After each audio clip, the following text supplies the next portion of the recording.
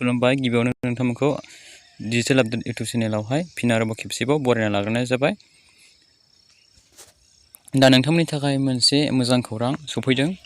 नोंथांमोननि थाखाय मोनसे गुड निउस लानानै फैदों। दा बेनो जाहैबाय जोंहा भिडिअखौ बारा गोबाव खालामा लोगोफोर। नोंथांमोना बेजों लोगोसेनो गिबियावनो आङो नोंथांमोनखौ रिकुवेस्ट खालामहरनाय थाग्रोबाय जाहाथे नोंथांमोना सोरबाफोर चेनेलाव गोदानै फैदोंब्ला चेनेलखौ साबस्क्राइब खालामनानै गालांबानो जाबाय। थ' लोगोफोर जों भिडिअखौहाय स्टार्टिं खालामसै। जोंहा PM किसान सम्मान निधि योजनानिफ्राय गुड निउस मोजां खौरां ओंखारना फैदों। आबादारिफोरनि थाखाय मोजां खौरां आरोखि। जाय आबादारिफोरा राङारि अनसुंथाइ मोनो PM किसान सम्मान निधि योजनानि जोहैहाय, बिथांमोननि थाखाय मोजां खौरां गुड निउस ओंखारना फैदों। दा मा गुड निउस ओंखारना फैदों होनोब्ला, जोंहा आबादारिफोरा बोसोरफ्रोमबो बोसोराव 6,000 करिया जोंहा PM किसाननि रां मोनो। 4 मासजों खेबसे मोनो 2,000 किस्ति करिया। दा बिथांमोननि थाखाय मोजां खौराङा बेनोदि दा PM किसाननि 18 इनस्टलमेन्टखौथ' जोंहा खय थारिखआव रिलिज खालामदोंमोन प्राइम मिनिस्टाराहाय, जोंहा 1 तारिख अक्ट'बर 2024 आव रिलिज खालामदोंमोन। दा जोंहा मा मास हाबगासिनो दं? डिसेम्बर मास हाबगासिनो दं। डिसेम्बर मासआ जोबनो बारा गोबाव गैलिया। दा नोंथांमोननो आं बे भिडिअनि गेजेरजों बेखौनो मिथिहरनो सानदों जे जायफ्रा दासिमबो EKYC खौ खालामना लायाखै, नोंथांमोनहा मबाइलनि जोहै EKYC खौ खालामना लानो हागोन। आरो नोंथांमोनहा CC सेन्टार एग्रिकालचार अफिस क'क्राझारावहाय थांनानै नोंथांमोनहा फिंगारप्रिन्ट हैनानैबो नोंथांमोनहा KYC खौ खालामना लानो हागोन। दा बेनिफ्राय जोंहा KYC आ नोंथांमोनहा सोरनाबाफोर खालामना जायाखैबा नोंथांमोना थाबैनो खालामना लाखादो।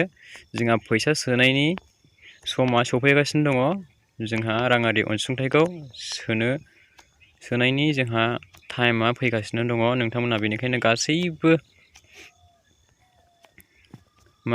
गासैबो खामानिखौहाय मोजाङै मावनानै लाजोबबानो जाबाय। लेन्ड हल्डिं, खाजोना रसिद, नोंथांमोना माबाफोर डकुमेन्टसफोर मिलायाखैबा नोंथांमोनहा CC सेन्टाराव थांनानै आपडेट खालामहैबानो जाबाय। मबाइल नाम्बारफोर चेन्ज खालामनांगौबा खालामनानै लाखादो। ओमफ्राय बेनिफ्राय जोंहा दा आं बेखौनो मिथिहरनो सानबावदों नोंथांमोननि गेजेरावहाय, दा जोंहा CC सेन्टार एग्रिकालचार अफिसावहाय जोंहा अफलाइन एप्लाइ जागासिनो दं दै। अफलाइन एप्लाइ सोलिगासिनो दं। दा नोंथांमोनहा सोरहा PM किसान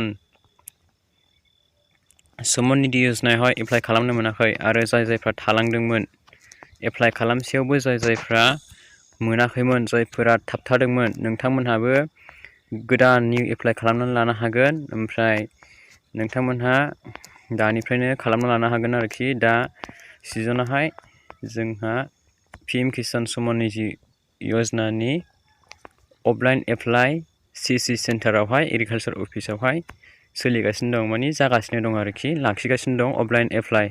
गासै फर्मखौहाय साबमिट खालामनानै नोंनि गासै डकुमेन्टसफोरखौहाय हैनानै नोंथाङा साबमिट हैनांगोन आरोखि, होमब्लानो एक्सेप्ट जागोन। दा नोंथांमोनहा मिन्थिबाय नङा होमबा बे भिडिअनि गेजेरजों। बेनिफ्राय लास्टआव आं बेखौनो खिन्थाहरनो सानदों जे नोंथांमोननि PM किसाननि किस्तिया माला हाबगोन। दा नोंथांमोनहा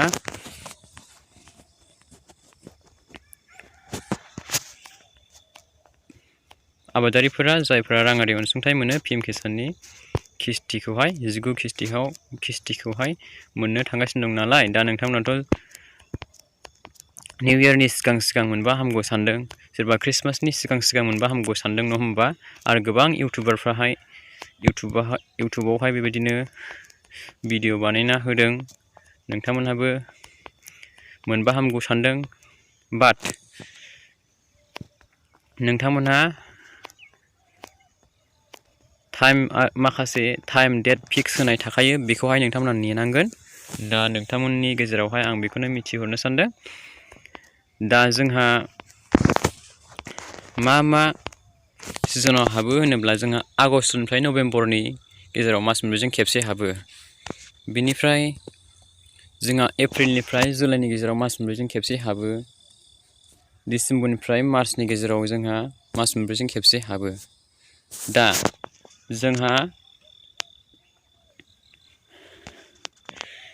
डिसेम्बर मासाथ' जोबनो थांगासिनो दं नालाय दा जोङो बुंनो हायो डिसेम्बर जोबनायनि उनावहाय मार्च नङाबा एप्रिल मार्चनि फार्स्ट उइक नङाबा मार्चनि लास्ट उइक नङाब्ला एप्रिलनि फार्स्ट उइकआवहाय नोंथांमोना PM किसाननि 19थि किस्तिखौ मोननो थांगासिनो दं आरोखि दा नोंथांमोना मिथिबाय नङा होमबा मार्च नङाबा एप्रिलावसो मोनहैनो हागौ नोंथांमोना बेखौ मिथिबाय बे भिडिअनि गेजेरजोंहाय दा आं नोंथांमोननि डाउटखौहाय क्लियार खालामहरबाय आरोखि मार्च नङाबा एप्रिलावसो मोनहैगोन लोगोफोर बेखौहाय मिथिना लाबानो जाबाय नोंथांमोनहा एसे गोबाव नेबावनांसिगोन आरोखि जानुवारि फेब्रुवारिखौहाय मास मोननैखौहाय नोंथांमोना बारहोहरबावनांगोन आरोखि नोंथांमोना निउ इयारनि सिगां फैसाखौ मोननाय नङा मानोना जोंहा प्राइम मिनिस्टार बिथाङाहाय जोंहा जानुवारिनि सिगां निउ इयारावहाय बोसोर गोदानाव सोना हरोब्ला